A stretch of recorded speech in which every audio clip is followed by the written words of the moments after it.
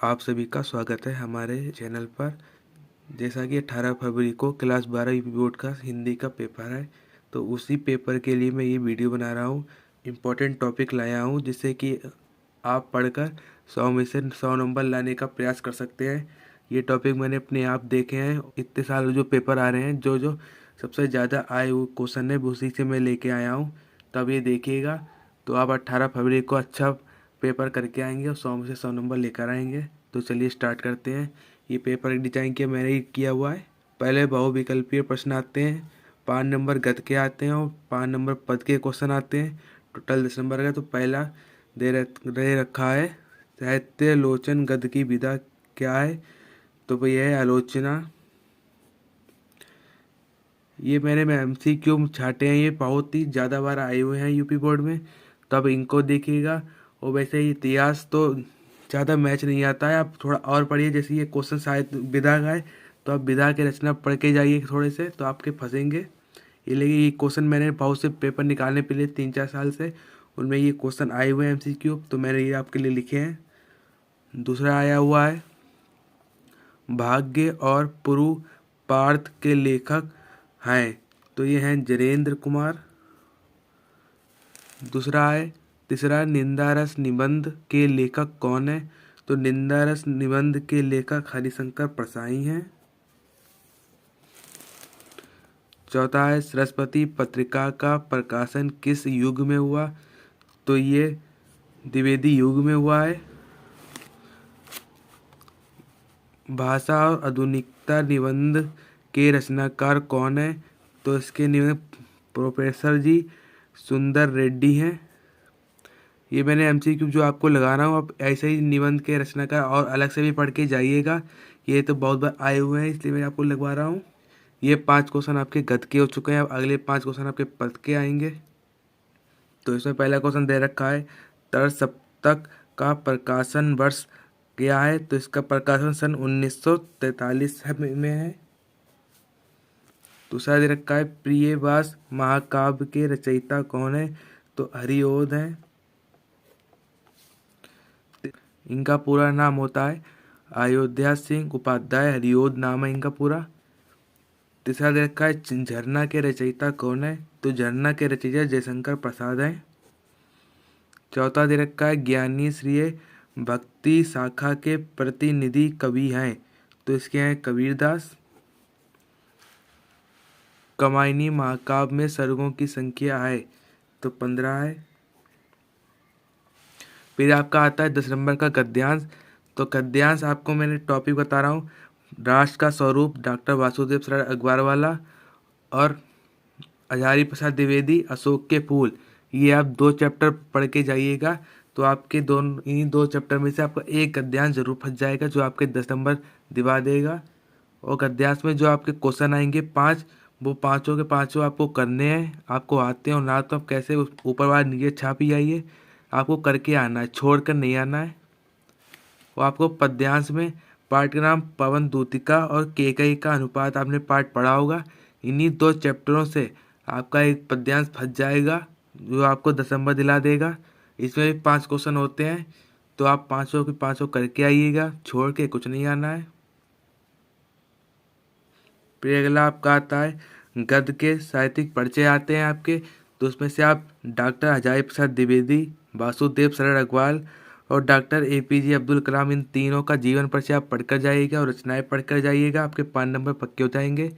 यदि बहुत लोगों के पास समय कम है, नहीं पढ़ पा रहे, तो आप डॉक्टर हजारी प्रसाद द्विवेदी का छोड़ भी सकते हैं, वासुदेव सरर अग्रवाल और अब्दुल कलाम का भी दो दो पढ़ सकते हैं केवल।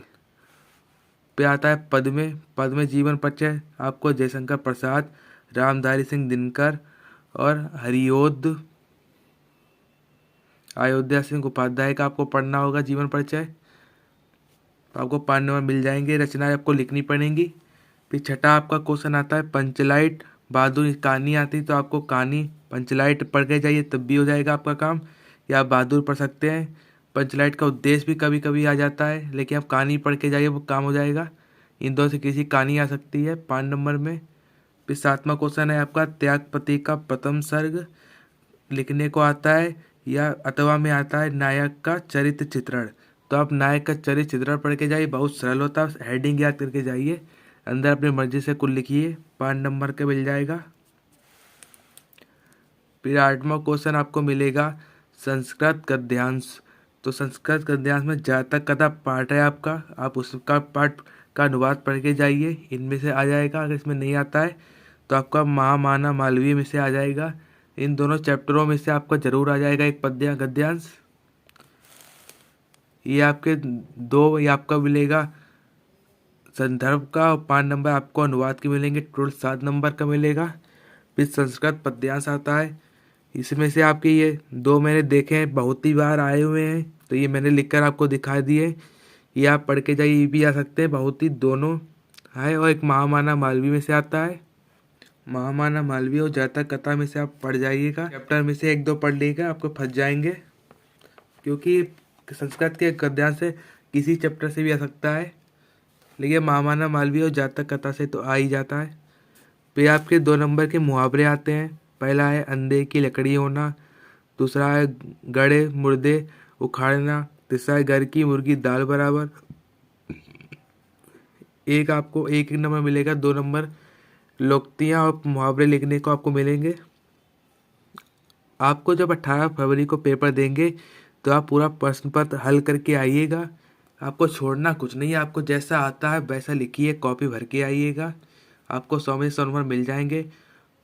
और जिसकी तैयारी नहीं है, जैसे जैसे मैंने टॉपिक बता दी हैं, अब इन्हीं टॉपिक को पढ़िए, 100% यही टॉपिक आपके परसों आए हुए होंगे, 18 फरवरी को मिलेंगे, यही टॉपिक मिलेंगे। ये 3 मुहावरे बहुत ही इंपॉर्टेंट हैं, और 3-4 और अब अलग से मॉडल से किसी देख सकते हैं, उनमें से 1-2 मुहावरे पढ़कर जाइएगा, क्या इसके अलावा भी आ सकता है मुहावरा। फिर आपका 10वां क्वेश्चन आता है अपघटित गद्यांश।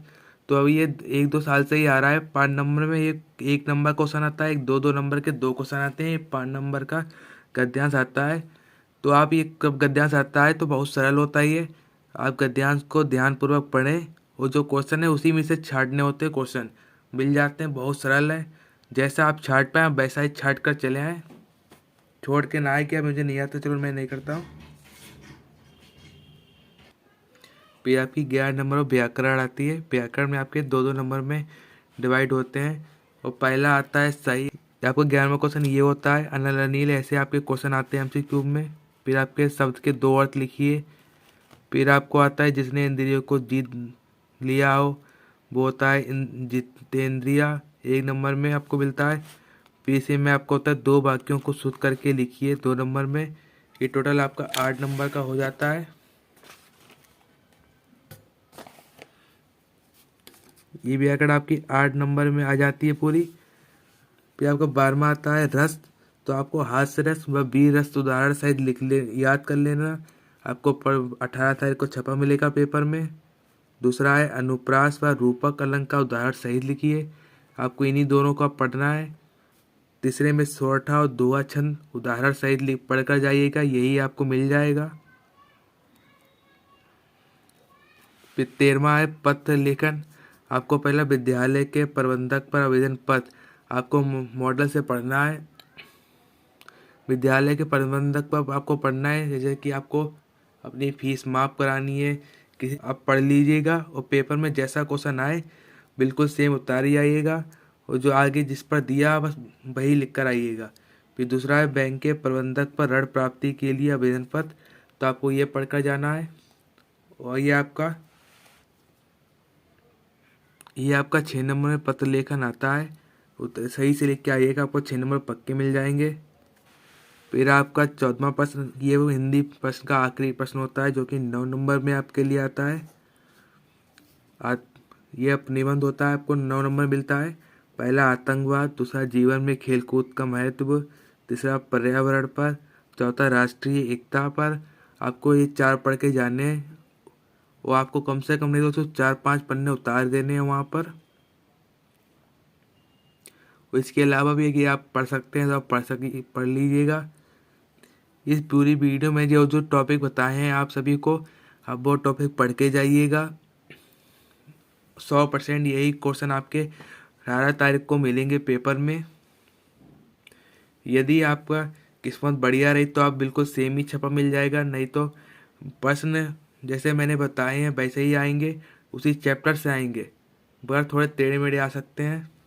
अगली वीडियो में आप सभी को रस छंद अलंकार की सरल सरल उदाहरण सहित परिभाषा लिखकर मैं अब वीडियो डालूंगा और जीवन परिचय डालूंगा। तो मिलते हैं अगली वीडियो में। यदि ये वाली वीडियो मेरी पसंद आई हो तो लाइक कीजिएगा, सब्सक्राइब कीजिएगा, कमेंट कीजिएगा। धन्यवाद। मिलते हैं अगली वीडियो में।